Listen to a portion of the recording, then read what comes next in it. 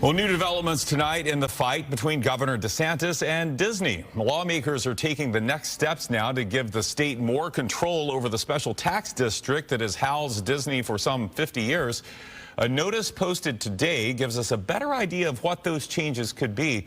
And Fox 13's Janae Lewis has been tracking it and joins us in the studio now. Janae, do we know yet how what they're proposing, how it would impact the taxpayers? Well, at this point, they're saying that Disney would be on the hook for any debt and not taxpayers. But this move could end up being more of a change in terms instead of a complete dissolution.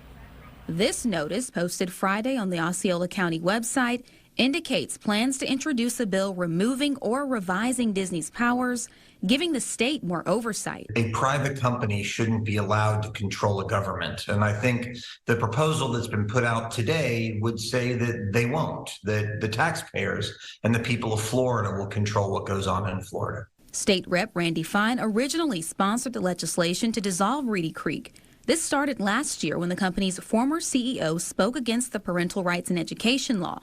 Critics call it the Don't Say Gay law. It prevents schools from teaching young children about sexual orientation or gender identity. It's so unsettling that if a private citizen or if an elected official, or in this case, a private company, if they challenge DeSantis, he removes them and or puts his friend in place. And this is part of a pattern. Our political analyst, Craig Patrick, says a decision to dissolve Disney's self-governing powers could have unintended consequences. The district, created in 1967, allows Disney to act as its own government. It covers 25,000 acres and across 2 counties in Central Florida. So this is something that could have cost state taxpayers a fortune. Taxpayers could be a winner in all of this.